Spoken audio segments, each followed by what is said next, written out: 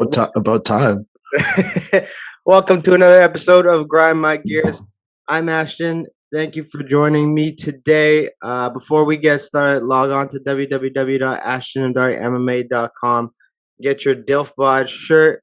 Represent that Dadbod. That's what I'm doing. I'm starting a new movement. You know, if MILFs can get attention, so can DILFs. So log on to www.ashtonanddartmma.com. Use discount code DILF. Get yourself 10% off. Today we got Bobby Tran. What's up, buddy? And this is why you brought me on, eh? You want me to advertise a DILFbot for you? Advertise my DILF. You're DILFbot for me.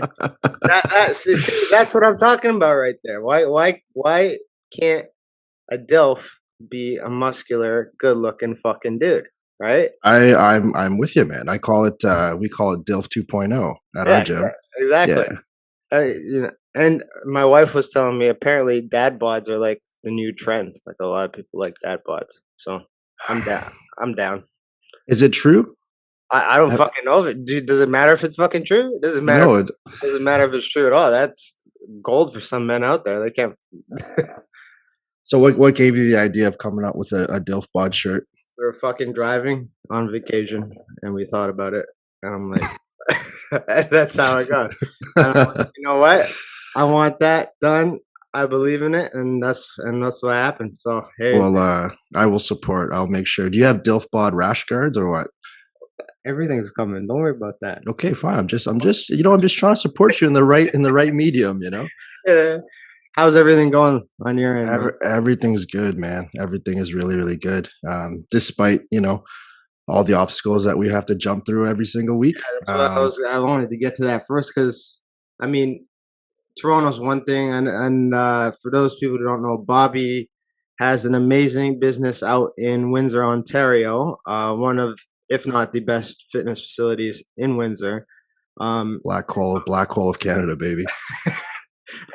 When people ask like, "Where'd you go to school?" I'm like, "I went to school in the shithole." You're like, I don't want to talk about it. I don't want to talk about it. I left there for a reason.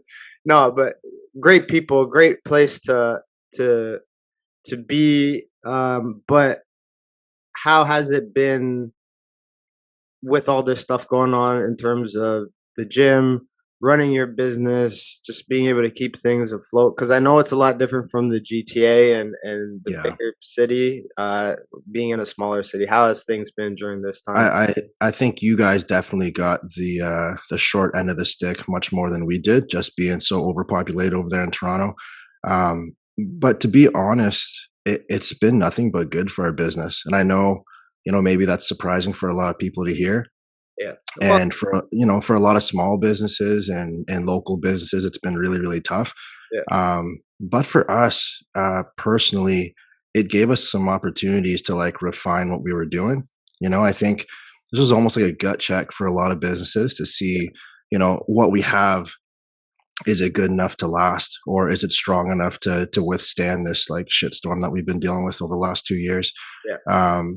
And so this latest obstacle of vaccine passports, and I don't really want to get into the politics of everything, but I want to do that either. It's just another obstacle that we have to deal with, and we've been jumping through loophole to loophole since this whole thing started. So it's just another day, man. Like now it's almost like we expect it. You get like this like 3-4 week grace period, and you're just waiting for like, what's the next thing, Yeah, when times like they're getting normal, you're like, what wait, this yeah, you're just it's almost too normal. Yeah. It's like we were in lockdown for so long, and actually like you just sending me a Zoom invite gives me some like PTSD because of how much we had to use Zoom in the last 2 years, and the last little bit I haven't touched Zoom. I had to like re-download Zoom on my laptop because I haven't used it for so long. But it seemed like for a bit there, like life was completely online. Life was remote. I literally talked with people, trained people through the computer screen. Yeah.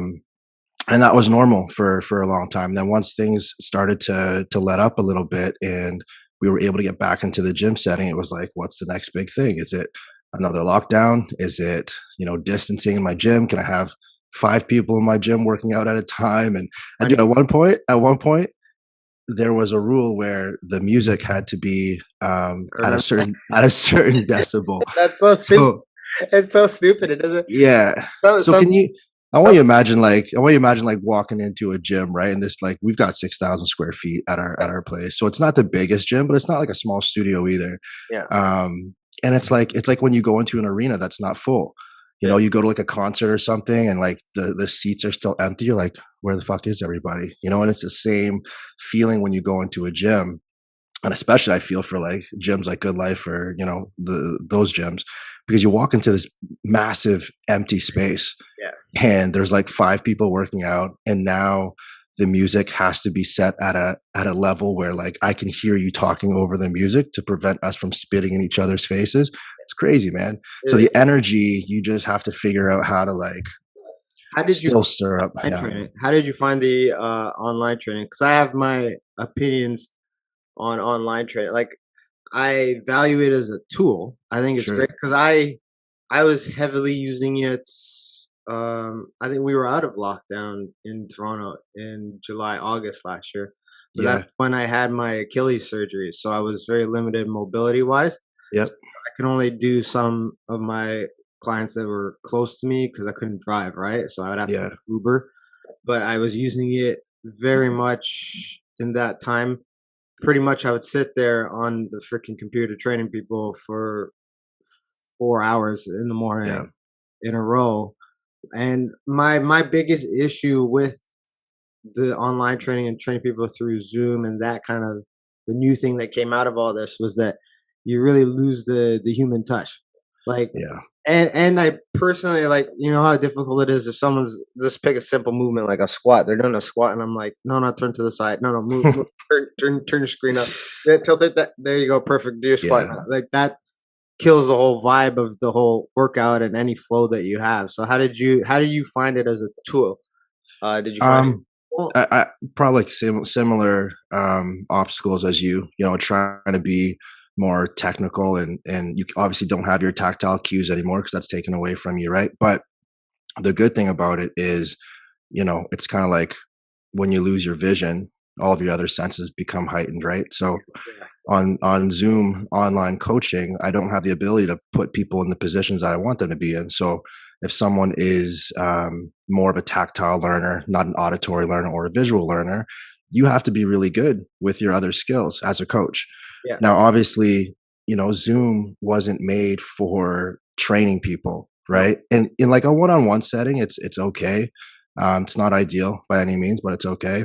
yeah, Now, imagine you put like 20 30 people, people, yeah, 20 people, 30 people, five people on a screen, you know, and now you have five different screens that you're trying to tell everyone, like, okay, you know, Joan, turn your screen this way. Mitch, your screen's too close. And you've got some people who are like standing in front of their screen, and you've yeah. got another screen where the dogs kick their camera over. And it's like, A black screen, and you're like, "What yeah, the fuck's yeah, on?" you've got the people who don't like to be on video, so they only tune in when like you call them out. Yeah, Um, so I mean, it's not ideal by any means, and like I said, Zoom was never made to be uh, still, a 1 to 50 person audience, you know. And then you get like the lag time, and you're trying to play music, and people have their screens on at the same time. You're getting a clash of all these sounds. Yeah, it was not fun. But I will say that just the whole idea of online training was something that our business never really touched before the pandemic, right? So now it's like I would say it's like 30% of our business, you know. So I have the members at our gym, I have our personal training clients or whatever that we do in the physical space, but a good 30% of our business now is completely online. So we still do remote training for people who might be working out from home. Maybe they have a gym, you know, where they're at, but they don't have a coach. So we still do a lot of programming remotely with people all over the world, which is, you know, something that we would have never thought of doing beforehand. We kind of had to learn as we went. yeah. Like I've talked to a lot of gym owners too during this time, and I think the ones that came out of the ones that came out of this were the ones that were able to pivot, so to speak. And when I say pivot, I don't mean like change their whole business model and leave the type of fitness or type of exercise brand they were doing before, but just say, okay, this is the circumstances we're dealt with right now. How can I still make money and how can I still keep everything going? And then Hmm. pivot towards that, but not sort of lose sight of what the actual business is. Like, for example, like my coach did a lot of the Zoom training with jujitsu, and let's be honest, like you can put a bag dummy in your living room as much as you want. It's not fucking jujitsu, Yeah, right? But I mean, he did a good job at just still being making that interest, and I'm sure it's physically exhausting too on the instructors and the teachers and the business owner because um, having to deal with all that back and forth, especially like you were saying, like with it's hard to instruct 100 people at one time. It's hard to yeah, instruct 20 people at one time. It's easy to instruct 20 people at one time when they're all there and you can physically attend to them. So yep, it's taxing on the instructor as well.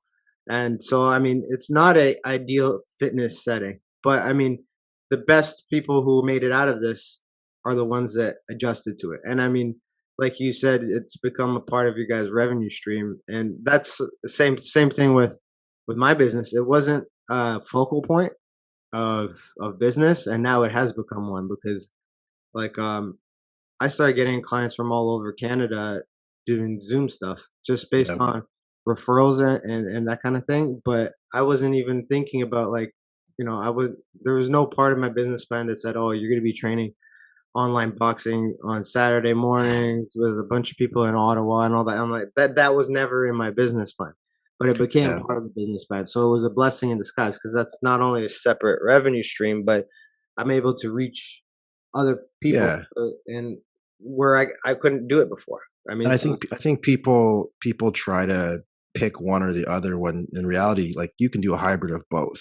You yeah, know, a lot of people that were doing the online training or they were forced to do online training, kind of vowed like they would never go back. You know, once doors could open back up and we can get back into the physical space, most people piled back into the space once everyone kind of felt comfortable and they weren't, you know, fearing anything that could potentially happen to them and everyone was just excited to get back and see people. I feel like Zoom and remote training kind of took a bit of a back seat, but you can use both of them together synergistically, right? Like we have a ton of people now who come into the gym that still do training online, and it might not be in the confines of like physical training, but like we still do nutrition, we still do accountability. We still do prehab work for people at home. yeah, And those are people that do both. So we call them like dual clients because they get training at home remotely, but then they can also still come in and get their training with the group as well. So it's not a matter of like you have to pick one or the other. It doesn't have to be an extreme. Like you might do a jujitsu lesson, you know, on the mats in person, but you might have a one-on-one client that just wants to work on like an armbar from home, you yeah. know, and you have 5 or 6 different drills that you can drill with them at home. You don't necessarily need another body there. It helps, but if this kid just wants some extra reps, like that's something that you can do. Yeah. The one thing I found about um, martial arts training, specifically boxing and kickboxing, and teaching it online is when I'm in person and I'm holding pads, I don't, I can see the technique and I Mhm. can feel it, but I don't get to see it from a third person point of view. Yeah. Whereas when I'm at the third person point of view, I can actually see small details a lot better. I mean, obviously, depending on the position of the stupid camera and all that shit, but uh, if I can see technical details a little bit better, so I find my ability to instruct has improved in that sense because of the third person view. So it's almost like when you sit down on like a Saturday night and watch like the Wilder fight or whatever, Yep. and you're like, "Ooh, that's poor defense." Like Yeah. holding pads for that person, I wouldn't be able to technically Yep. tell all the Yep. time. Except now I'm looking at it from a different vision, and I can. Yeah. So there is some sort of benefits to that model, but I think the thing that you said that was important was that hybrid sense because I've been doing that the whole time. I have in-person clients, but I still have them using my app online because there's Yeah. only so much time I spend with you in the gym. Like, say I have a client that I spend 2 hours with, 1 hour twice a week. that's not enough time to reach most of their goals. Mhm. And a lot of the goals have to be done almost on your own, accountability, so to speak. You have to do it on your own. However, some people still need that guidance and that ability to reach out to a coach whenever they need to, or be able to see their programs or have those things made up. So that online presence and being able to say open, like for me, for my business, open up your app, fucking do your workout. Simple as Yeah. that. If you have Yeah. it, if we need any changes, send me a message. I change shit right away. Your nutrition's in there. There's no guesswork. You just do it, right? And Mhm. even though you're only seeing me 1 hour or 2 hours a week, it's almost like you're getting that guidance throughout the whole week without. There's more touch points, Yeah, right? Like you're able to, and that's the whole accountability thing. Like if you have, let's say 12, 15 clients, you might see each of them on average, what, like 2 or 3 times a week. Like you have to think, what are they doing the other days that they don't see you? yeah, And the online part for us, that's a huge thing because they're still checking in every single day. I might not be in the gym with them physically, but I'm still checking in on them every single day. I still know, how much they're sleeping, how much they're drinking, they're eating, if they're hitting their workouts. And just to kind of touch on what you just said, being able to see someone from a different scope, through the lens of a camera as opposed to being there in person. yeah, It's very much like when the coaching apps first came out, right? Like if I was teaching someone a clean and jerk, to see it in person, things move at us, so fast in a millisecond that I might miss something. But if I can record that footage, slow it down, now I can go into my coach's eye and I can draw angles, I can draw lines, and now give this person something that they can review, you yeah, know, days later. It starts to click a little bit better because yeah, in person, you might give them a cue, they may or may not get it, and then you move on. But at least now they have like a clip of themselves. A lot of people, especially with jujitsu and weightlifting or anything where you're not doing it in front of a mirror all the time, they think they're doing it one way, but it's done another. Yeah, is done another way. And then they see it on camera and they're like, oh fuck, like I had no idea I was pulling the bar early or, maybe making an attempt at the submission incorrectly. But when they see themselves doing it, it's almost like another teaching moment for them where they're like, I thought it felt this way, but that's not the way it actually is in real life. So the video part, along with actual in-person training is a powerful tool to have, especially if you're a coach teaching something super technical. now you guys promote. I know you guys promote a lot of community over everything. How did that kind Mm. of come into play with keeping things going during that shitty time? Man, I would say that was like the bread and butter. Like we put so much emphasis back into our members and back into supporting local that you could close our doors and we're still running shit behind the scenes, and we have, luckily for me, blessed to have a community that would back us no matter what would happen. Um, it's crazy, like to think that out of the last 2 years, the number of months that as a gym we were actually able to stay open, um, should have technically crushed any small business, especially gyms. Yeah, And for the most part, in our city anyway, like most gyms are still standing, man, which goes to show you that the membership for a small micro gym or a studio can be a really powerful thing compared to something like a big, franchise gym. yeah. So, They're just kind of, yeah. struggling right now. The big box gyms are struggling right now. I'll get into that after, but continue. Sorry, go ahead. Yeah, it's just, for us, it's just kind of fostering that connection with our members, making sure they're taken care of, and people understand. They see the news, they know what's going on. Yeah, It's not like gyms are choosing to close our doors. It's not like gyms are choosing to temperature check you when you come in or distance you, 5 feet away from your friend or turn the music down so you're not spitting in each other's faces. We're not choosing that, and people know that. Like those are just the cards that we've been dealt. And we play the game based on, trying to make sure that our members win. And as long as I think gyms kind of put that at the forefront of whatever they're doing, they're going to be fine. yeah, Like things might have to change. You might have to change the way that you program. You might have to change the way that your services run or how people, something simple as enter and exit your building. But as long as your priority is always going to be your members, they'll feel that and you're going to be fine. yeah, It's the people that try to cut corners, like some of these gyms, as soon as we went into lockdown, they like let some of their coaches go to try and preserve money, save money, make sure that rent is paid. Um, and I get that. But to me, it's like, that's just not trusting in your system. It's not trusting in your community, and you're kind of pulling the plug on a lot of the people that have supported you when all this stuff wasn't around. So yeah, man, as long as you're always kind of betting on your community and you're always investing in them, and no matter what the circumstances, that's, we haven't really felt too much backlash other than just changing our processes every 3 months. Which is annoying, but I mean, it has to be done, right? So Yeah. keep you guys to keep everything flowing. Yeah. Like you were saying before with the big boss, like I've seen it here in the big city. A lot of people, like you said, they like, I'm gonna call out now. I don't give a fuck. Fucking Good Life and those gyms. They were Yeah. the ones that automatically started laying people off, putting people on leave.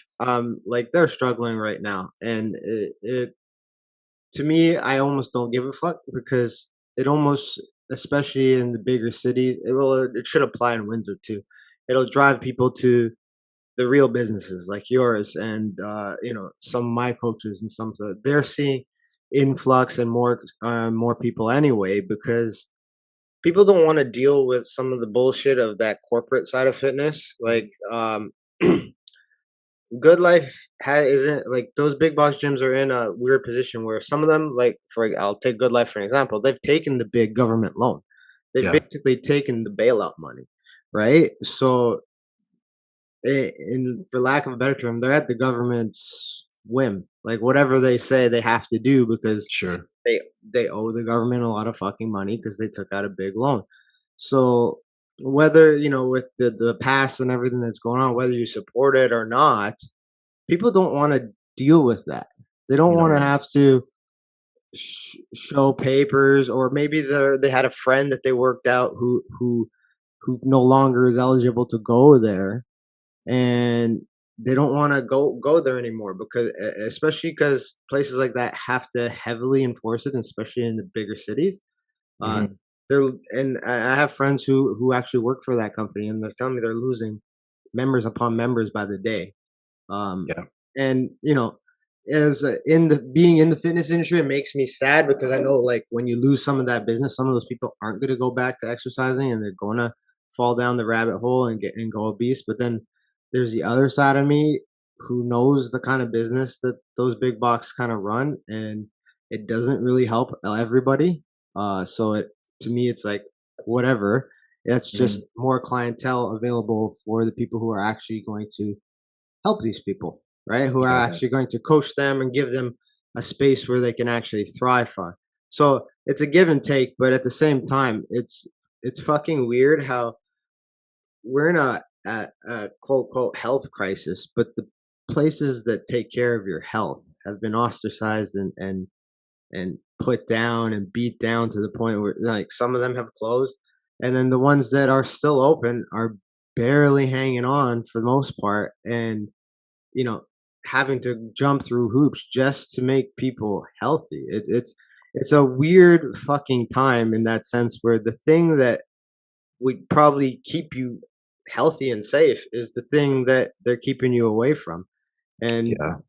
I just I can't verbalize how fucking frustrating and annoying it is, because it's a simple formula, but it's like they choose to ignore it. You know what I mean? Yeah, I mean, much of what's been going on the last 2 years, I think it's hard to make sense of all of it when you look at the big picture, right? Like, if health is at the forefront, why are we closing things that make us healthy? Like, that's a pretty easy statement to make. I think when you get down that rabbit hole, there's obviously a lot of different routes that we can take with it, It's but political. It's all politically driven. yeah, But my point being is, like, we're 2 years into it. It shouldn't be. what makes me laugh? Remember when this first happened? They were like, guys, just 2 weeks to flatten the curve, man. Just No, 2 weeks turns to two and years. what when Probably I it's dude, down. when I hear that now, when I hear that phrase, 2 weeks to flatten the curve, I think back and I'm like, man, how are we so naive? How are we so stupid? Yeah. Um, and now I think of how life has been impacted, since that day. I still remember we made a parody video at our gym about the coronavirus, and this was like maybe like 3 weeks before we all got shut down. Yeah. And the news was broadcasting most of what was happening over in China. And like now when we think of coronavirus, I don't even link it to China anymore. But when this thing first happened, it was like the only thing you could think of, right? You're like, oh, shit's going batshit crazy over in China. And this thing is spreading like wildfire. We never thought that it would make it here on our doorstep. So I remember at the gym with a couple of friends, we made a parody video of it. And like 3 weeks later, it was like getting closer and closer and closer. And then March 15th, we got the mandate to shut down. I was like, fuck, man, like, did we jinx this shit? Did we bring this shit on ourselves? And I just remember that phrase, 2 weeks to flatten the curve is do your part, wear your mask, do your part, stay inside. And that was like that little blip in everyone's lifeline. It was such a odd time, like we were ordering groceries to the house and then like wiping down our broccoli before eating it and shit. We did that once, and my wife, the second time I brought them in, she's like, I'm not fucking doing that, actually. That was Dude, remember how scared people were of other people? Like, you'd see people drive up to your doorstep, they'd leave the box like 10 feet away from your door, fucking throw a rock at your window, and you see them scoot back into their van. I don't know if Windsor's like that, but people are still fucking paranoid. Yeah, I see people wearing 17 different things on their face, goggles, because they don't want fucking coronavirus to get in their eyes, gloves. No, now I'd say now it's definitely more lax now. Like there was a point where I remember, being, stuck inside and not seeing some of your friends and seeing your family for so long.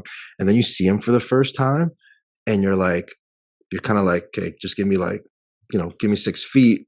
But you're used to like going up to these people and like shaking their hand, hugging them, or whatever. And I remember that first human interaction. It's like we had been stuck in a cave for thousands of years, and we didn't know what to do when we came face to face with another human being that wasn't someone in your household. I can relate, but also I was. Fuck it, I was illegally doing shit the whole time. So like, of course you were.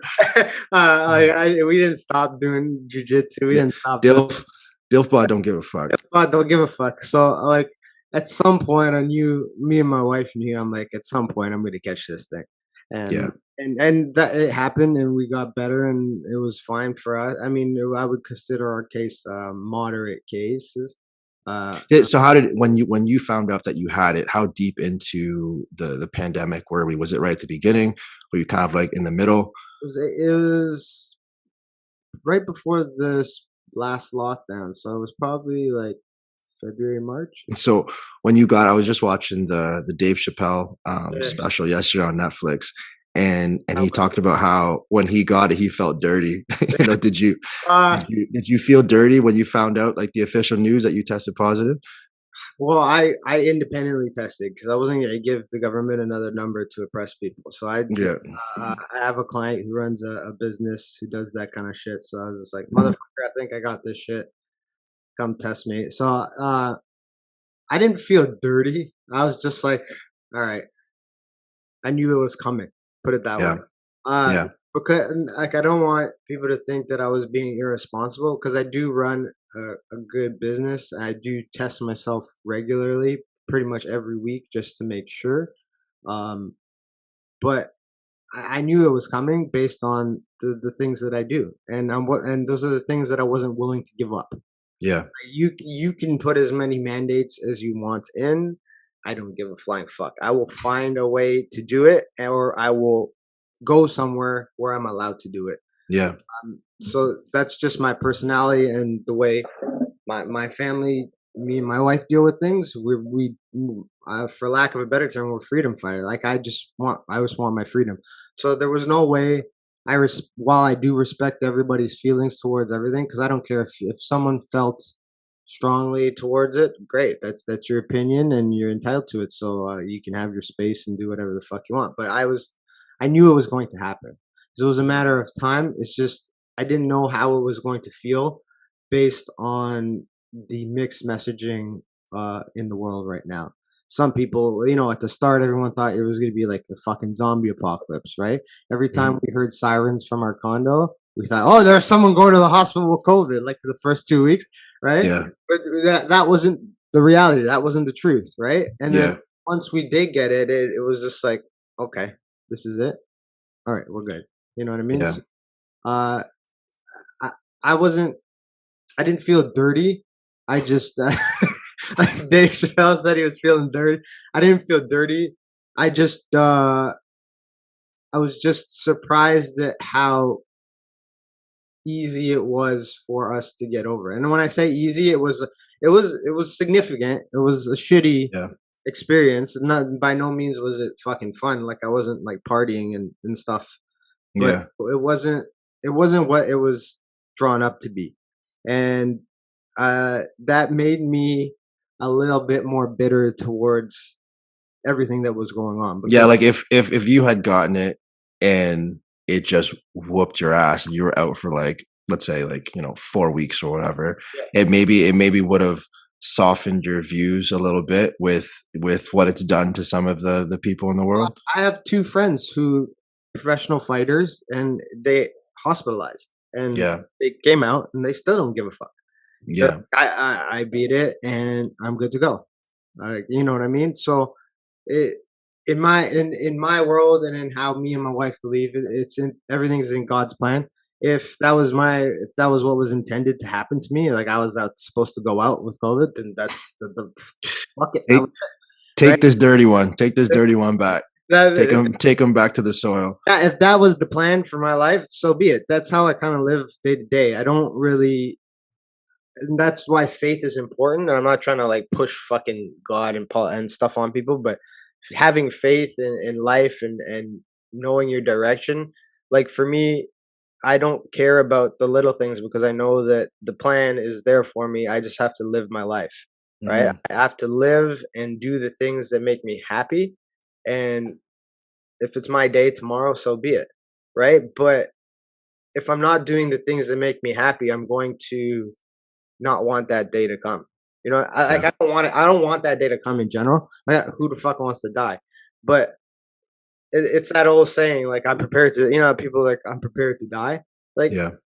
if I'm living every day to my fullest, if I'm doing all the things that I love to do in life, which I am, and I'm Hmm. pursuing things that are hard and make me grind and make me fucking hate myself sometimes because it's so hard, then I'm not worried about the end because I'm living life the way it's supposed to be. And I Yeah, think and I think, yeah, if you look back at, what you've done, you don't want to have any real regrets, right? Like if we both were to get taken away today, you're able to look back and say that, I did the things that I wanted to do.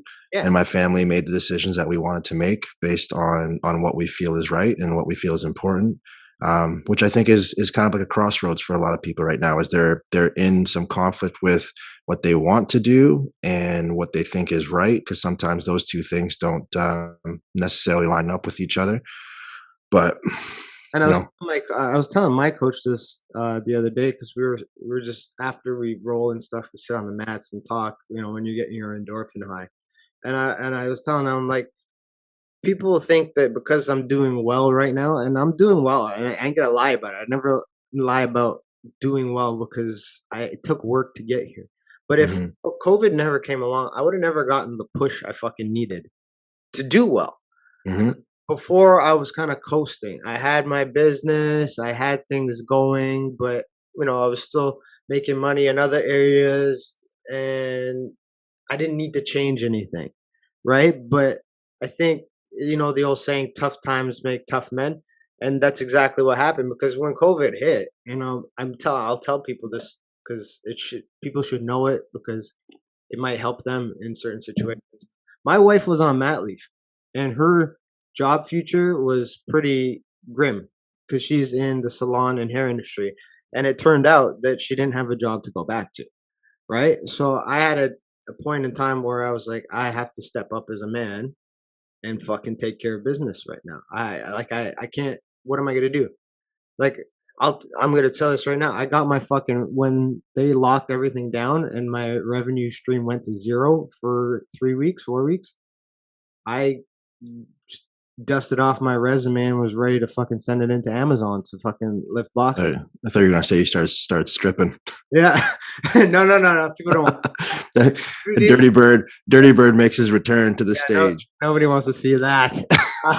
But like I dusted my resume off and I fucking was ready to send it in to lift boxes and shit, right? Yeah. But you know, at that point I made a choice to dig my heels deep into becoming a good fucking businessman. I spent hours and hours studying. I didn't sleep for like 3 weeks because I was so fucking on edge and like, how are we gonna make money?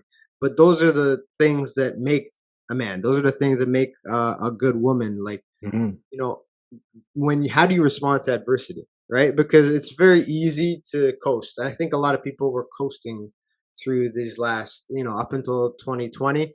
A lot of people were coasting business wise and life wise because life was good. Let's be honest. We live in fucking Canada. You can go to the grocery store and get food whenever the fuck you want. Yeah. You can swipe a little card and pay for shit. You know, most people's money gets directly deposited. They don't have to fucking do anything. Like your life is fucking easy. And then when you're faced with little adversity, especially in North America, people go crazy. Like it's the end of the fucking world. Well, really, no, it's not. You're still so privileged to live in a place like we are. So shut the fuck up and figure it out. Because like I'm meeting a lot of people who are like, oh, I've been unemployed for 8 months. I can't. No, you can find fucking work. There's work. Trust me, there's work. If you really wanted to earn money, I'm telling you right now, the restaurant industry is hurting. You can go serve tables and fucking make money. So don't tell me that you can't make money. Don't tell me that there's not work available. There is work there if you want it to be. It's just, I think we're crossing to a point too, especially with some of the subsidies that are being handed out. We're creating a lot of lazy people, right? So, well, yeah, you got some people who, you know, if they sit at home, they can collect more money than going to work full time at, you know, a minimum wage job or whatever. So of course, people are not going to want to go out and slave away for money that they can get sitting at home on the couch. Yeah, and I mean, that's just my feeling on everything that's going on. I don't like to get deep into it because at the end of the day, each person is fucking different, and what motivates each people is different. I just think that we're getting to a crossroads point where things are getting better. Like we all knew the virus would be it's not going away, but we all knew that we would get to a point where things would open up and you're going to be able to return to a semi normal sort of being, right? But I think we're at a crossroads point is like some people got used to the last 2 years too much, right? So how are you going to come out of it now? Fitness wise, how are you going to come out of it? Because when I look at the scope of people's health right now, it's probably the worst it's ever been in my lifetime. Like physically, people might be okay, but we're talking about mental, emotional. All those things are important to a person's well-being, and a lot of people aren't doing well with that right now. I know plenty people, family included, who are struggling just to even re-interact with society, to get back out and do things like normal, because they've been fed this fear. And I'm like, you have to be cautious. Don't get me wrong. I'm not saying like I fucking had the disease. I know that it's real. I know that I'm not. So you have to be careful. Like wash your fucking hands. Right? It's that simple. Wash your fucking hands. And you know, if you feel bad, stay at home.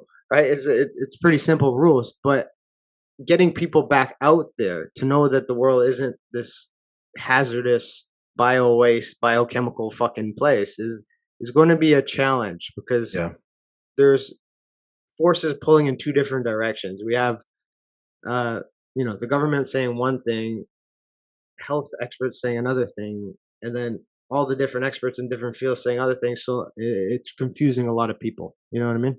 Yeah, I think the gym space too, and when you put the gym in the middle of all that, it's kind of a little bit of everything. You know, it's your it's your physical activity for the day, which obviously, if we're trying to build immune systems, being at the gym and becoming more fit and working on your health should be paramount. But the other aside to that is just human interaction. Gyms that like ours, if you go to any kind of MMA, jiu-jitsu gym, functional fitness gyms like what I run, the community is kind of part of what you look forward to when you go. Like if you had to go to a different gym every single time you want to go roll with somebody, you wouldn't get that connection with some of the other fighters. You wouldn't get that connection with some of the other members. You don't build that connection with your coach, right? So I think that's been huge, man, because when people first got locked down and we dealt with, dealing with fitness from home on Zoom, remotely or whatever, my main concern at the beginning was like, how do I maintain everyone's physical fitness? Because that's what we do. Yeah. Right. That's our bread and butter, is we help people with their strength and conditioning. And by the second lockdown, my focus wasn't even on physical fitness anymore. It was like, how do I keep all of my members sane? Because everyone was going nuts staying at home. And people forget how powerful it is to be able to walk into a room of 20 people and have every single person know your name. You open up that door and everyone's greeting you, everyone's asking you how you're doing.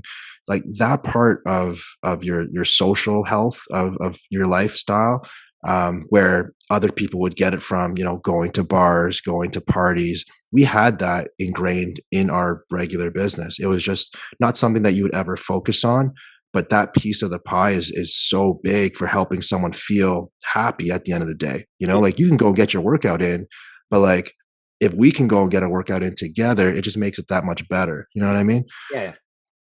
The one thing you just said was functional fitness, your business. Now I know, like when I was still there, and for a long time, you guys were more of a CrossFit box kind of thing.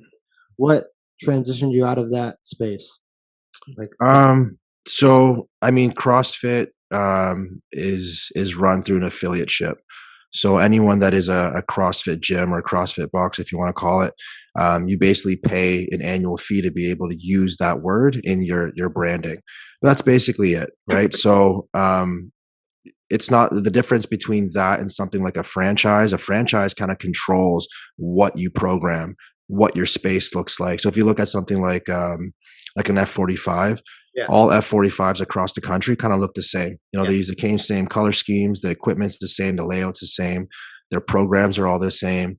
So when you go to an F45 here in Windsor, and then you go to one in like Burlington, Toronto, wherever, the feel is the same. Yeah. Different than an affiliateship where, if you come to my gym, it will be my personal flair on it, our personal flavor on it. If you go to one in Toronto, you go to one in New York, you go to one in Hawaii, they're all just a little bit different, right? Because it's kind of based on the owner, the head coach, how they program, how their space is outfitted, what you guys focus on. The culture of the gym is different. So we use CrossFit, coming out of university as a way to draw in the right people, because the people that do CrossFit are still very similar to the people that I would want in my space. Yeah. But after all the years of doing it, there are obviously some things that, I agree with, and there were a lot of things that I disagreed with. And part of the push that I needed to drop the affiliate was like, I was just kind of tired of explaining that, we're not a bad CrossFit gym. Yeah. CrossFit's not bad for you. There are bad CrossFit gyms. There are good CrossFit gyms, but I just got tired of that conversation, man. I got tired of people saying, I don't want to get hurt.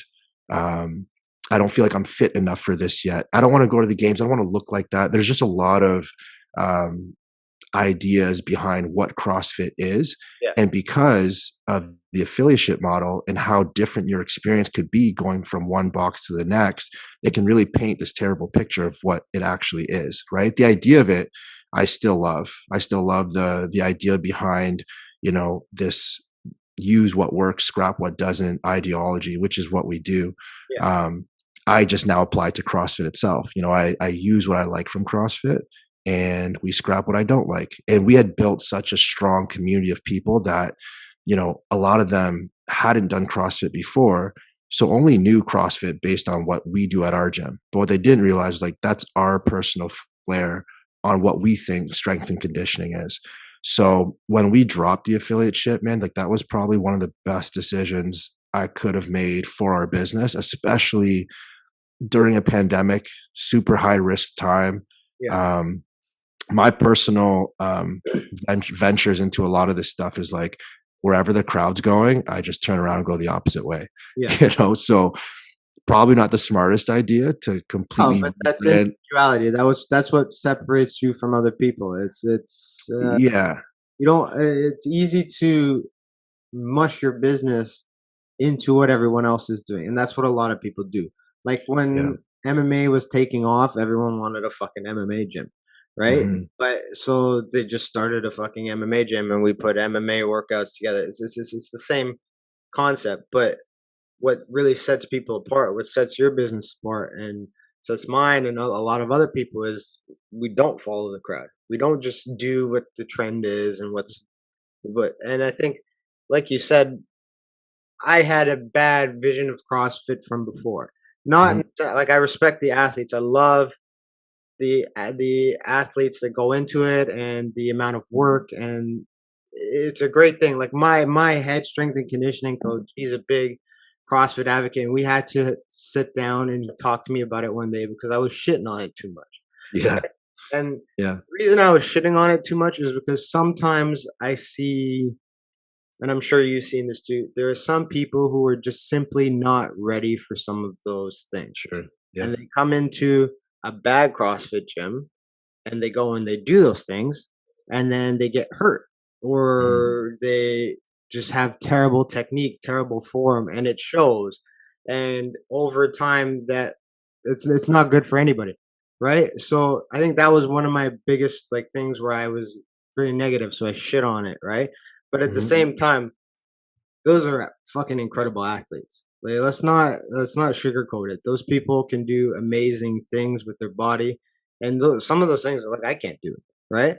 So I was shitting on it for a long time, but at the same time, there are some really valid techniques that are used there that are phenomenal for any athlete. And that's one of the things I wanted to touch on was like, how do you separate your recreational clientele from any like athletic people who come to you and want that athletic edge from those styles of training? But you can't do it to everybody, right? You can't provide that fitness to everybody because not everybody's geared to it, nor not everybody wants it. But that was what the traditional CrossFit model was, right? Yeah. So anytime you have someone who has something specific that they want to train for, and it doesn't even necessarily need to be an athlete, but if you want to go that route, let's say you take someone like a basketball player who's in their off season and they're looking for extra work, and they decide, I'll go to a CrossFit gym to do my off season stuff. It's very individualized based on that athlete, so you have to look at every single person from the scope of what do they need to work on? What are we looking to improve? Where are their weaknesses? So if you get someone who is highly skilled and just very technical at basketball, but has a shit gas tank and just doesn't do well in fourth quarter, third quarter type scenarios, they might need something like work capacity, which is great during like an off season where you want to try and get them off the court, away from running, make them do things opposite to what they do normally in the season to take away some of the volume.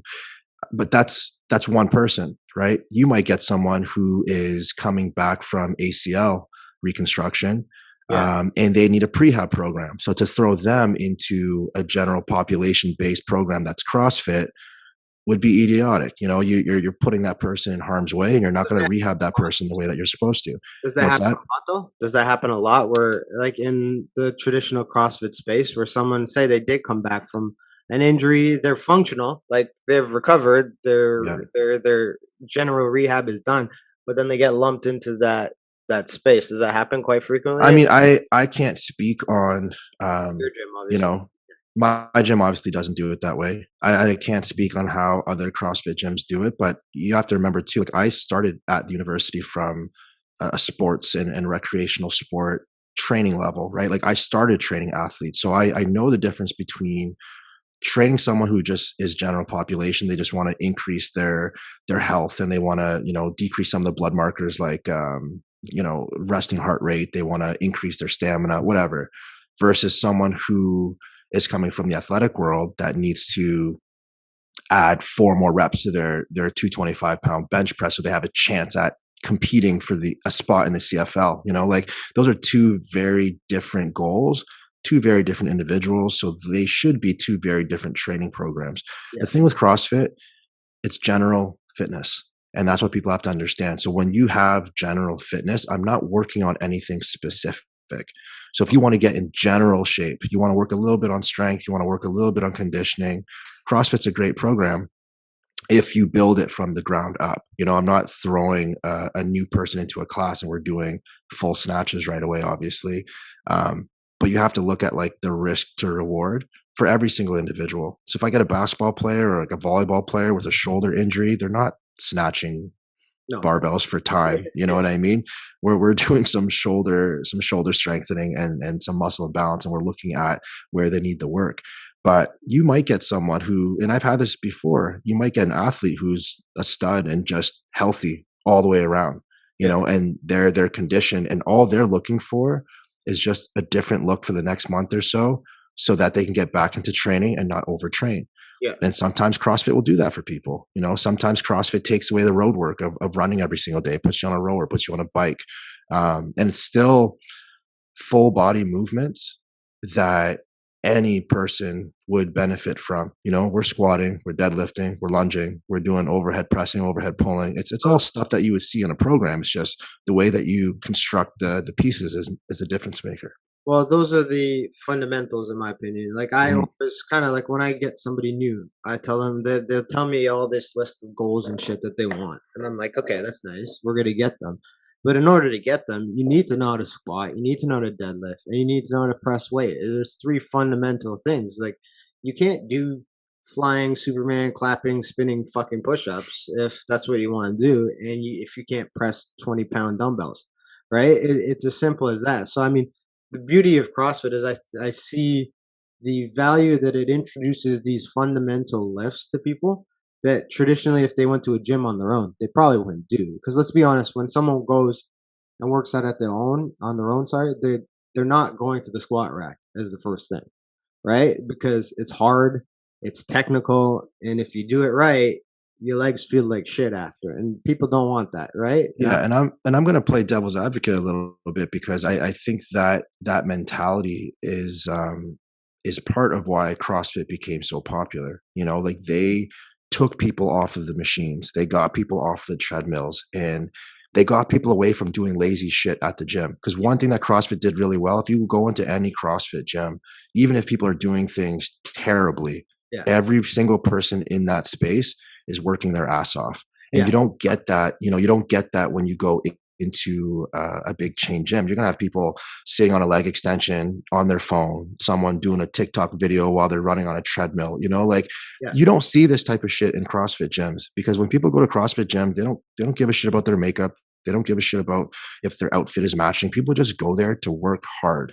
And I think that part of the intensity of CrossFit made it really popular because it taught people to work hard again. And it didn't bias like male to female. It doesn't give a shit who you are. We've got females at our gym that are stronger than males. Oh, of course. 100%. We've got people from, what you would consider like an elderly population who would whoop some of the high school kids, some of the university college kids. Yeah. So what I loved about it is it kind of brought people together, and there was really no boundaries, no constructs behind the kind of fitness that we were chasing.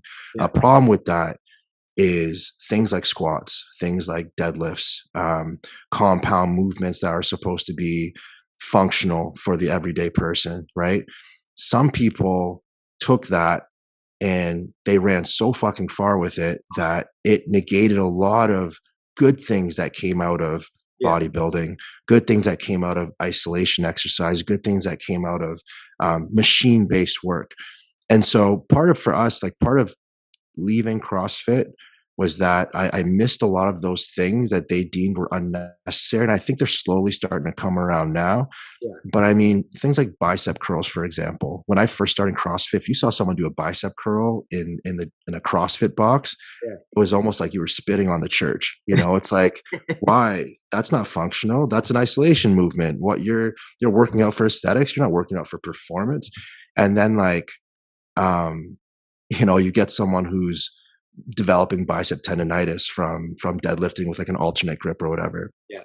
And what's the prescription? You're gonna go and do some fucking bicep curls. You gotta put some blood into that bitch, right? Yeah. Or if you get someone who's like struggling with the pull up or struggling with a chin up, and they just keep trying to alleviate the problem by doing more pull ups and more chin ups, you might have to isolate the bicep and work on that. Yeah. You know, so a lot of isolation exercises, I think, over time, they kind of got banished from the functional fitness space. And even things like machines, like leg extension machines, hamstring curl machines, like all of those things were kind of left behind to chase this functional fitness. But what if you get someone who's, you know, 55-year-old woman who's been in a car accident and she needs to reconstruct herself, and she can't get into a hinge position because she's got a bulging disc. Are you going to try and make her deadlift with a PVC every single day? No, like you got to get her to activate her hamstring. So let's take it a step down. And there's no issue with, you know, regulating someone's fitness and meeting them where they're at. For me, I don't hate on bodybuilding. I don't hate on powerlifting. I don't hate on weightlifting, CrossFit, strongman, martial arts, whatever you want to throw in the mix, whatever works. Yeah. And whatever doesn't, you fucking scrap it. And that's our ideology. Because what works for you, squats might be great for you. Yeah. Might not be great for my hockey player who spent 15 years in a boot hinging over from the hip their entire life, right? Squats might not be great for that person. They might never be able to get to the point where squats feel good. And maybe they will, but it might take another 15 years to get there. And they don't want to waste that kind of time, you know? It took me an ACL tear to squat properly. I had to have my knee reconstructed to realize I didn't fucking know how to squat.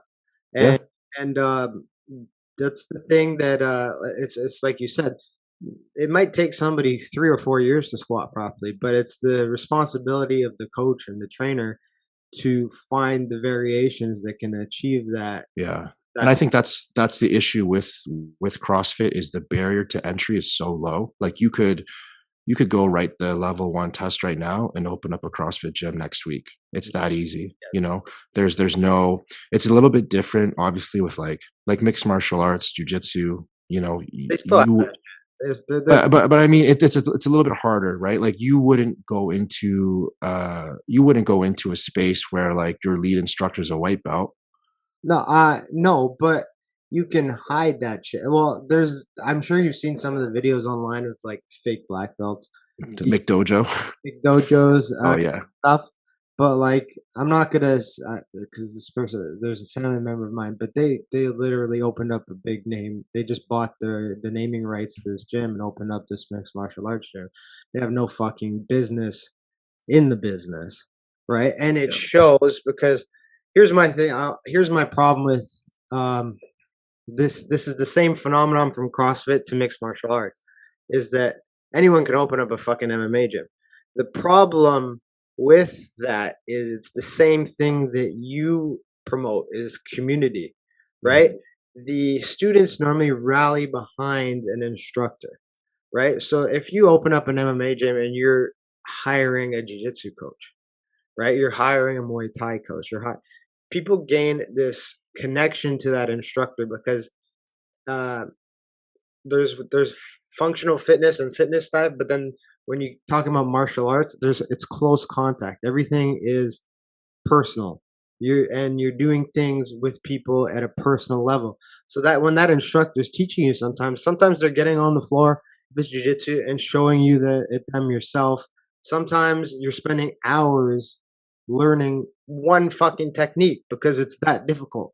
And so you're getting that, and that instructor will stay after class. So it's a little different than like, you know, functional fitness or weightlifting gyms where, you know, class is over, you might ask a question. When you go to a martial arts gym, class is over. As long as the instructor doesn't have to leave right away, they'll stay another fucking hour and teach. right? That's just the way it is. So if you're opening up a MMA gym or a jiu-jitsu gym and you have no experience and you're hiring out all these people are building these connections with these instructors.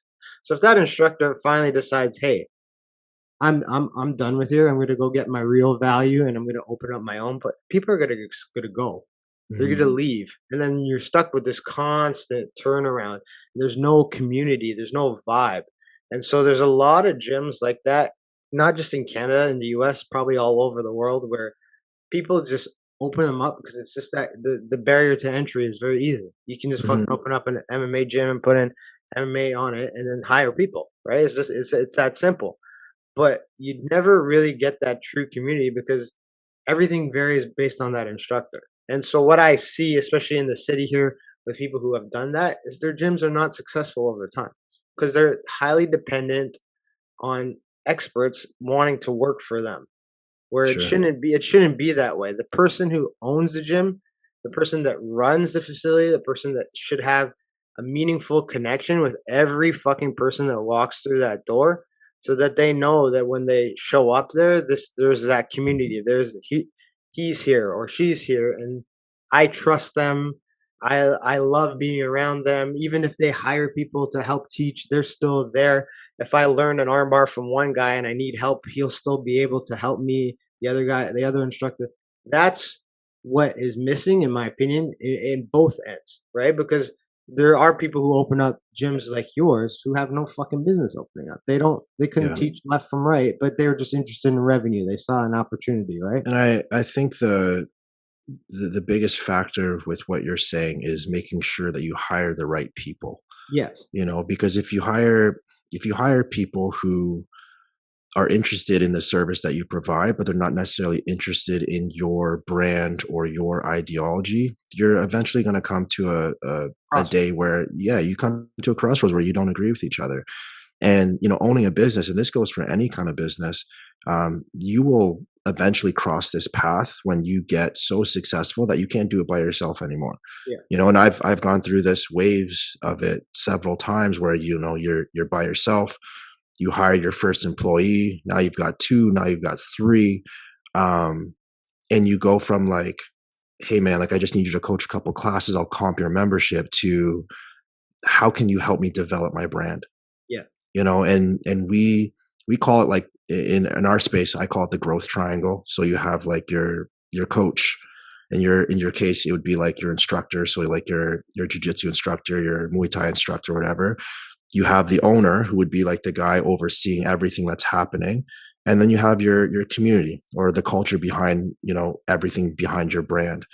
And so each of those three things have to see growth, So for me to provide a service that I truly believe in, that I think is the best possible service for my members, I need to hire people who can deliver that product. And those people who are delivering that product need to be taken care of, because I can't expect you to come to my gym, teach jujitsu, and deliver the best jujitsu that my members have ever had, and pay you peanuts. Exactly. Right? Because eventually you're going to be like, hey, I'm staying after class. I'm working with Karen on getting her armbar. I've spent an extra 40 minutes every day teaching Karen how to get this armbar. Oh, you picked Karen. And then bitch still can't get it, but I'm here. I'm here. I'm rolling with her. And eventually you're going to get to a point where you're like, okay, I'm spending these extra 40 minutes here, but now I'm missing 40 minutes with my wife. Yeah. I'm missing 40 minutes with my kid. It's not putting food on the table. I'm actually spending more gas to get here. And you get into this conflict of like, you take this person's passion, but you're not rewarding it with some kind of monetary reward. And although it sounds terrible, like people need to eat, man. Like, and I say this all the time, you can't run a business on passion alone. Like your business needs to be able to make money. That's like the end goal of any business. It should be to be profitable. How you get there is obviously going to be a gut check, and it's going to have your conscience into it as well. Yeah. But the person that is working for you, that is like, pushing your product and pushing your services in a representative of your brand, that person needs to be so well taken care of that they don't want to leave. Yeah. If they want to leave and do something else, it's because somewhere down the line, they felt like they weren't being taken care of, or they just felt like they didn't have a future with what you're doing. Yeah. And then it goes back to the community, right? Like the community can always tell when there's a rift in or someone's rocking the boat, you know. They'll go through waves, and we've gone through this, you know, from experience several times of like where you have a staff and then the staff changes up. You know, maybe you let go of a coach, maybe you hire someone else on, maybe you change the way that you do things, but the community should always be reaping the benefit of that relationship between the coach and the owner. Yeah. And that's how you keep things going. That's how you keep everybody happy, right? If a coach is getting paid well, they're going to have an outstanding service. If we have an outstanding service, the community is going to be really happy. If the community is happy, they're going to refer their mom, their brother, their dad, their friend. And now the money comes back into the house, and the house can pay everybody back out. You know, I can buy more equipment. I can upgrade the facility. I can pay my coach's vacation and everything when it's working together. That's how a business like a gym or like an MMA gym becomes successful, because these businesses are not profitable. They're not easy to make money. Like owning a gym is very, very tough. Tough business. It's a tough bit. You know, I'll tell you why, because you will deal with people from an emotional level. You know, you develop relationships with people. Yeah. It's different than like, it's not like I own an Apple store. If I own an Apple store and you come into my store and you're like, I want the iPhone 15 or whatever the hell they're on right now, I don't have to give you great service. I could be like, Ashton, here's your stupid fucking phone. Give me $2,000 and fuck off. Yeah. And you'd be like, man, that guy was a fucking dick. But I got my phone. You know, I got my phone. Look at the camera on this bitch. And it doesn't matter. Your interaction with me in that store has no bearing on your decision to pay that $2,000 for your stupid phone. You went there to pay that $2,000 anyway. Right? That's it. It's a very like, here's the product. I came here to pay for it. See you later, or never see you again. I don't give a shit. Yeah. Whereas a gym, it's like, I got to go back in here every single day. And if I have to come back in here and see this asshole every single time I come in, my experience is going to be terrible. I'm not going to want to pay $200, $300 a month to come here. This guy doesn't even know my name. So the gym business, the MMA business, if you do a martial art or any kind of service where like you said, it's a very intimate relationship with people. You get to know people really well, man. You get to know, you know, how many times have you worked with someone where that hour wasn't even about jujitsu? It was like, Ashton, man, like my job fucking sucks. I train one guy and the hour will be over. He's like, it's been an hour already. I'm like, that's what good conversation does, man. And yeah. we're still working hard. Don't get it wrong. Like he's sweating his balls off, but the flow of the session is, it's almost like you're hanging out with a friend. Yeah. And you're working out too. And so, so by the time it's done, you don't even realize, and you're like, holy fuck, that was a good time. But one of the things I wanted to build off of what you just said, and I see a lot of successful gyms do it. I see a lot of successful coaches do it. My business isn't what you're doing yet, so I don't have to worry about it. But I see a lot of people where they have their staff and they have their coaches and everybody, and they work out together and they train together. There's a specific time. It's not like, you know, like Good Life does like building sessions, or like where they go and they learn somebody comes in and talks and we learned extracurricular credit learning. No, fuck that. Where they actually like, okay, we're meeting at 6 or 7 o'clock a.m. before everybody comes in, before we open up. We're gonna work out together. We're gonna train together. We're gonna team build. I love that. And I see that in almost every successful gym and gym owner. They do those kind of things so that, like you said, their coaches feel valued. They have time to work on themselves, because it's very easy in the fitness business, especially over the last 2 years where, you know, things have been crazy, where the people who run the business lose themselves, or the coaches lose their fitness ability because they're working so much. You're on your feet all day. You're working so much that you don't want to maybe put in 2 hours of training after. So yeah, you're burning out. Exactly. A good gym, a good coach would say, hey, let me take care of the health of we're working out today. Everybody, 7 a.m. You're getting paid. You're going to get fucking paid. We're going to work out together. We're going to train together. Same with like an MMA and jiu-jitsu gym. come in, you're gonna train. You're gonna train and do the thing that you love to do and have fun doing it. And we're gonna emphasize that together and work on it together, and we're gonna build off of that, right? And so some of those gyms that I see that are doing really, really well have programs like that where the coaches get together, they train, and even sometimes that's where you bounce ideas off each other. That's where you Yeah. say, "Hey, man, you're finished your workout. I have a guy who I'm working with who's got a shitty squat. I can't seem to get it. What are you doing with your guys? Because I see they're doing really well. How do you fixing them?" And I feel like that's something that most fitness facilities are missing because they don't have Yeah. that connection between the employees. Like there's so many ideas when you have a room full of, for even if it's a small, say you have 5 employees, those are 5 different valid teaching people who teach, who Yeah. have 5 different valid teaching methods.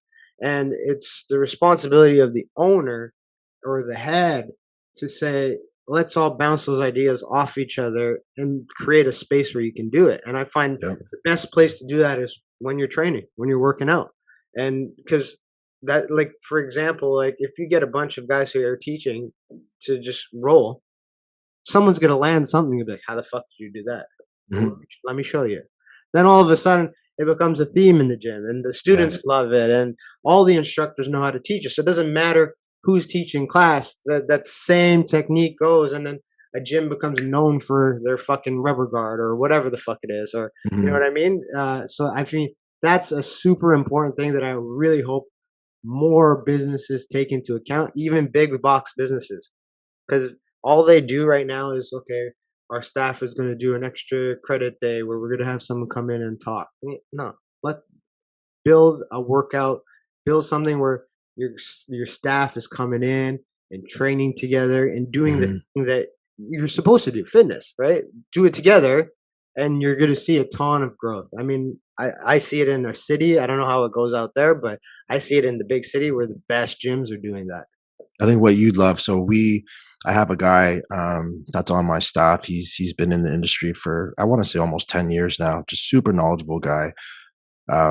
Any seminar or workshop that's out there, he's probably done it. So he's just like this sponge for knowledge. And it's like you said, you put 5 people into a room, those are 5 different learning opportunities, 5 different brains, 5 different ways of thinking. And recently, what we've been doing is having him just do presentations, once or twice every month, and he teaches people. So we get our staff together.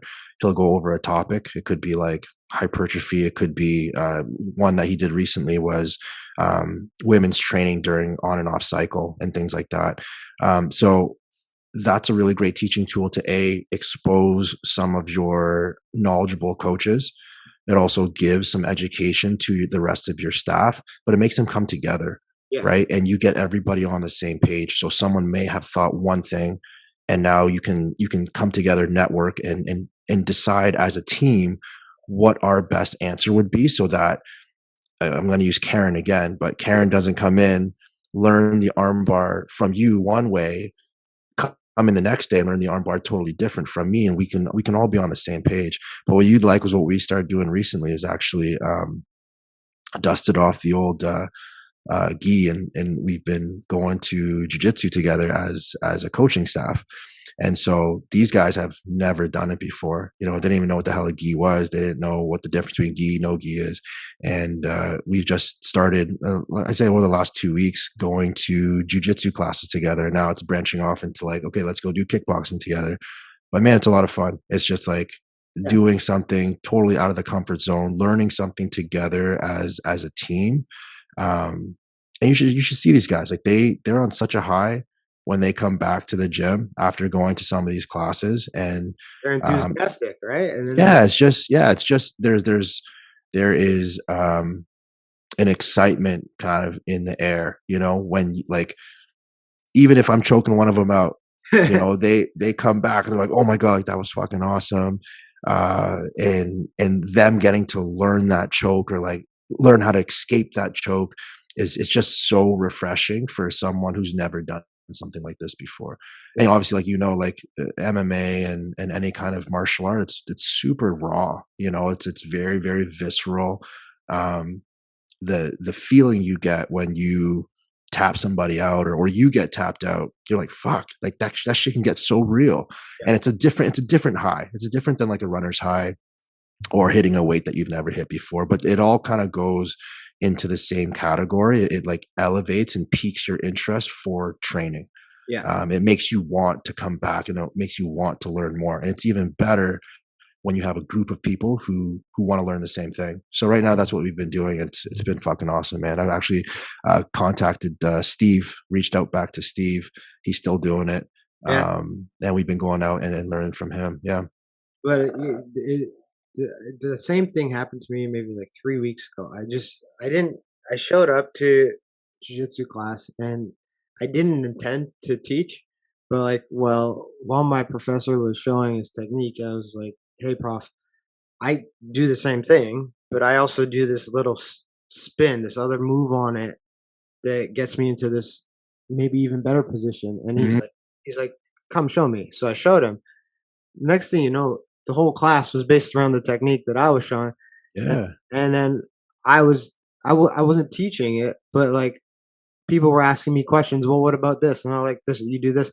And it expanded upon what he was doing. And at the end of class, he was like, thank you for that. That was a great detail. That was a great spin on it. And people ended up liking your move more, right? Because it was more functional to what they were aiming to do.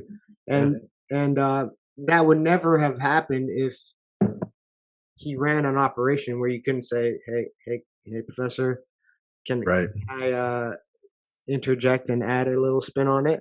Right? Obviously, if you're a white belt, he'll say fucking no, because you don't know what the fuck you're talking about. Because we saw some shit on YouTube. You're like, hey, but as an advanced student, somebody who's been there for forever and, you know, fighting at a professional level and, you know, brown belt in jiu-jitsu, he's like, no problem. Come show me.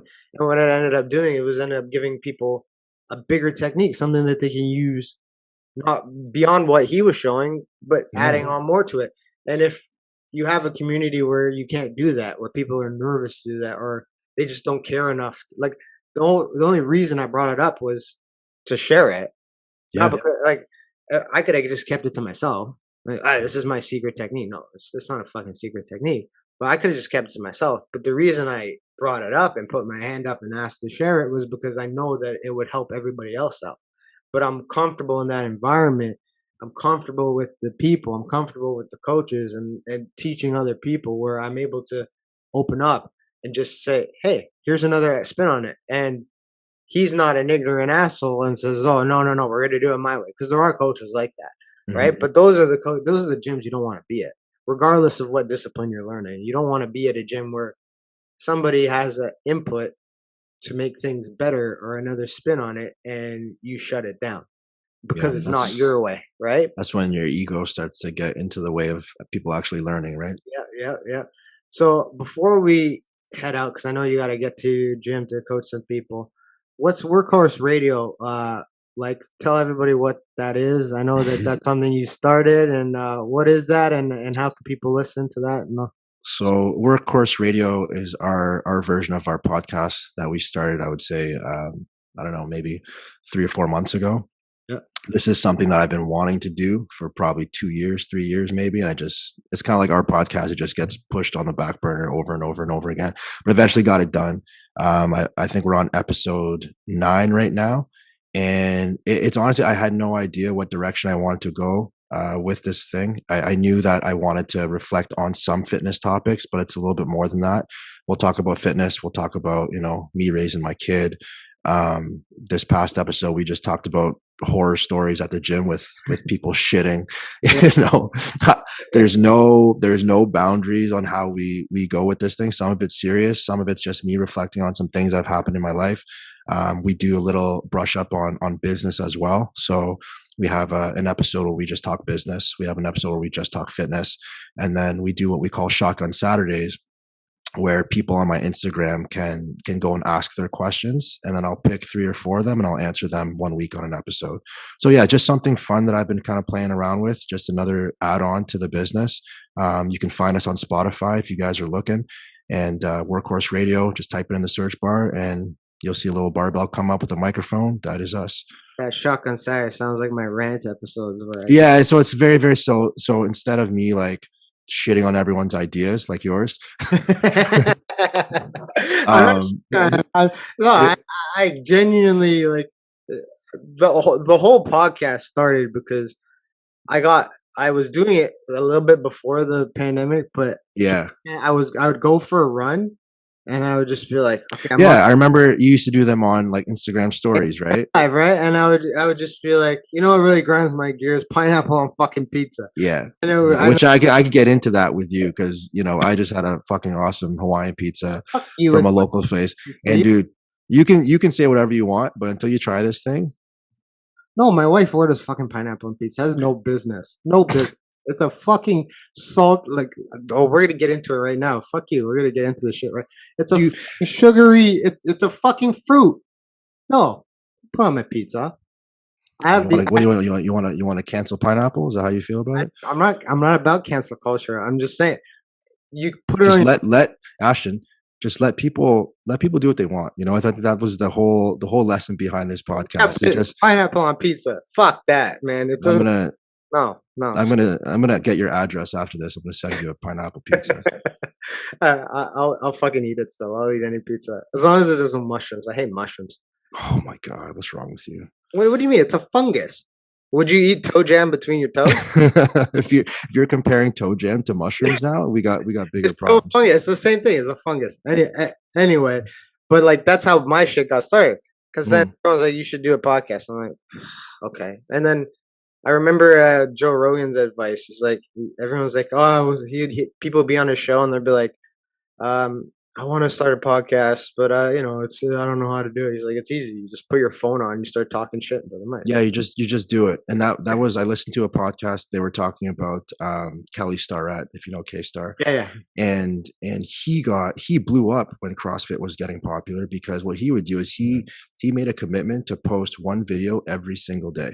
yeah. And it didn't matter, like the quality wasn't the best. Some of them were like taken from his garage, like from his phone. The quality was terrible, but he made it a promise to himself to film one video every single day. So after a year, he had this whole library of videos. And like, I think he said it wasn't until episode like 17 or 18 that just blew up. Like he was getting like 20, 30 views. And then for whatever reason, episode 17 just like hit the heartstrings for a lot of people. And it just blew up, had like 100,000 views. And then when he got to that point, it was like every single episode that he made after the fact, it was money because people loved that episode so much. Now he had all these people waiting to see what else he had to say, but he wasn't saying anything that wasn't already out there. Like a lot of the stuff that he was doing came from the physio clinics, the chiro clinics, the rehab centers, but no one had ever bridged that gap between the gym and the clinics. And that's what he did. He taught people how to take care of themselves outside of the clinic setting. Well, And that's all he did. Yeah. there's tons of stuff that he's done that I've stolen. Yeah, Like absolutely. I've seen his, and he's brilliant when it comes to explanation. Like in terms of coaching style, like in his videos and the stuff he explains, Mhm. it's very in depth. So when I'm done watching something of his, I actually can replicate it. Whereas there's a lot of other times I have to go back 6 or 7 times to that video or that explanation or find another one. Whereas Kelly does a very good job of verbalizing, very good job at explaining. He's very brilliant mind, I want it's one of my goals to pick up his book, but I have these 2 fucking assholes at home, these 2 little kids. I don't get to read and shit, and I don't want it to Let's sound be like honest, Ashley. You can't read anyway. Let's be honest. That's why you do I don't jujitsu. want it to seem like I was some big reader before. It was one of my like at the start of every year, me and my wife write down all these fucking goals. It was one of my goals to like read more books. But Yeah. every time I'm like thinking, I'm like, oh, let me read. These fucking assholes are still up. And then my daughter's like, I want to read, and I can't read her. I'm like, You have to audiobook it. You a big fan of audiobooks? well in the car I listen to a lot of podcasts. That's my Yeah. That's my me time is listening to podcasts and education. Sometimes I'll listen to ones that are completely stupid. And I just want to laugh, but most of the time I'll pick something educational because if the 2 years didn't teach me anything, it's that there's so much negativity in the world that I need to turn something on to block that out. Because what ends up happening is if I'm listening to all that negative shit, I'll be in the car and I'll be clenching my fucking jaw the whole time. So Yeah. it grinds my gears what I'm listening to, and then Yeah. I'll get headaches and all that kind of shit. So for me, podcasts are therapeutic. So it makes sense that I'm doing this because like I get to talk to people like you and learn from you too. That's the biggest thing. Like there's stuff that we've talked about. I'm gonna take and I'm gonna imply it in my own business, implement it in my own business, Mhm. and that's the beauty of this, and that's the beauty of open forum conversation, and why people need to do it more, right? Yeah. I love it, man. Like just sit down and talk to people, even if it's not even in your industry, you're not even interested in what the fuck they're saying. Sit down and talk to somebody because you can find value in any conversation, even if it's not gonna last you a lifetime. There's something in every conversation that's going to possibly could impact your life, and that's the beauty of conversation. And how things have panned out the last 2 years, people have moved away from that, and we need to kind of get back to being able to just talk about stuff because we're losing the human side of conversation. And I hope people that tune in and listen to this, my goal is always to give them like just one thing that they can go home with, like one tidbit of information. We've been talking for almost an hour and a half now, so I know they're not going to retain everything that we're saying, but if there's just one little thing that you can kind of walk away from this and use it to better your life, that's the whole point of this podcasting thing, right? Is to like take information that's worked for you and spread the love to the masses, and hopefully it can work for them too. But obviously, like not talking to you for, I don't even know, a decade since the last time I've actually seen you. The idea of the podcast being able to bring it together, man, has been nice. So it's good. It's all good stuff. So it's like for people who don't know, me and Bobby haven't seen each other since I probably left Windsor because I don't have a reason to come back. But I haven't seen it. But talking to you in this, it seems like we haven't missed a beat, man. And that's that's the power of conversation, and what people should take away from this. But before I go, tell everybody where they can reach you, where if they're in Windsor or if they need an online coach, where they can get you, where they can find your information. Yep, everything that we do branches from Instagram. That thing's like attached to my hip. So if you guys ever want to find us, DM us. Workhorse Fitness Co. is the handle. We're located in Windsor, Ontario. So if you guys are here and you're local and you want to stop by and check out the gym, you can always just, again, send me a message on Instagram and we'll set it up. Workhorse Radio on Spotify. We do personal training, group style training. We do nutrition, accountability, the whole bit. Like I said, if you're just someone who is kind of tired of the old fitness scene, you need something new, you need some people to take care of you, you're looking for a community, I think we do it. One of the best in the city. I really believe in my team. I believe in my people. Best in the country. Stop being so fucking modest. One of the best in the country. Yeah.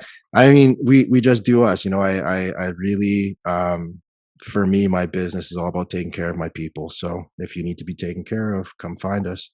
There you go. And don't forget to like and subscribe. Click the fucking buttons below. I can't tell you. I do this every fucking podcast. Every time people are like, I love your podcast, I love what you're doing. They're sending me fucking email. You take the time out of the day to send me a fucking email. Click the like and subscribe button. It goes a long way to fucking help building this so I can do more. Stop being a dickhead. Like, share, subscribe, and that's gonna help me do more shit, fuckers. Anyway, I'm gonna like our own podcast. That's what I'm gonna do when this thing comes out. Subscribe, motherfucker. Also, fuck the Steelers. Well, you know what, Ashton? We went an hour and 36 minutes, and that didn't come up one time. And I thought, okay, you won't eat pineapples, but you drink out of that dirty mug. Yep. Anyway, wish your team the best. Did you guys win this week? We're playing tonight. You're playing tonight? I'm cutting a family event short so I can get my ass back home. Who you guys play tonight? We play the Indianapolis Colts, so we should smash those fools. Easy win. But I'm creating a little culture in my house here. We sit like 16 weeks of the year. Or is it 17 weeks now? We sit and watch fucking football. I just want you to know that what you guys did to the Lions was just distasteful. Well, it happened again yesterday. Fuck. I know. I saw. Was it from 56 yards out? We hurt them so bad with that kick. This time it happened again, the less kick, and the coach was crying in the press conference. Yeah, I saw, man. All right. Dirty. Thank you, everybody, for joining us. Tune in next time. Remember, like, subscribe, share. Don't be an asshole. Thank you for joining, and peace out. Let me just. You, Ashton. Hey, everybody. Thank you for watching. Please do me a favor. Click the like below. Share on YouTube. Share on Instagram. Share on Facebook. Spread the word so I can keep creating more content for you and keep providing you with a great podcast experience. Peace out.